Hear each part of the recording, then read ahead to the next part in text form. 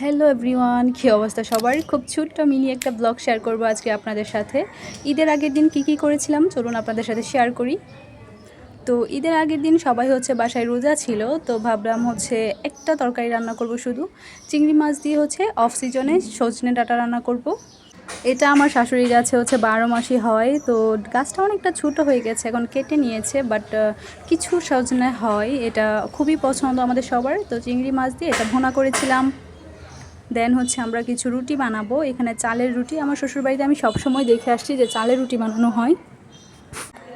কোরবানি ঈদ হোক বা রোজার ঈদ হোক, যাই হোক, তো রুটি কিন্তু মাস্ট থাকবেই। এইভাবে করে প্রায় 1 মাসের মতো নর্মাল ফ্রিজে রুটিগুলোকে ঠান্ডা করে সংরক্ষণ করা হয়। আর এই রুটিগুলো প্রত্যেকটা খুব সুন্দর এবং ফুলকো ফুলকো সফট রুটি হয়।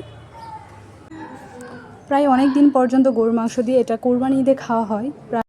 প্রায় 20 থেকে 25 দিনের মতো এটা নর্মাল ফ্রিজে রেখে সংরক্ষণ করা যায়। তো আমরা ঈদের আগের দিন ঠিক এভাবে করে রুটিগুলো বানিয়ে নেব।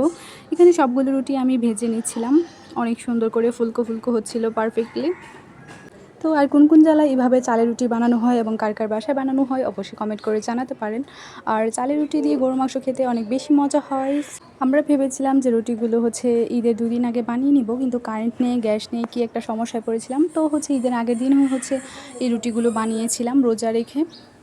তো সবগুলো রুটি আমি খুব সুন্দর করে ভেজে নিয়েছি, খুবই সুন্দর এবং পারফেক্টলি সাদা করে কিন্তু এই রুটিগুলো ভাজতে হয়। তো কার কার পছন্দ এই চালের রুটি অবশ্যই কমেন্ট করে জানাতে পারেন। তো আজকের ব্লগটা এখানেই শেষ করছি। ধন্যবাদ সবাইকে।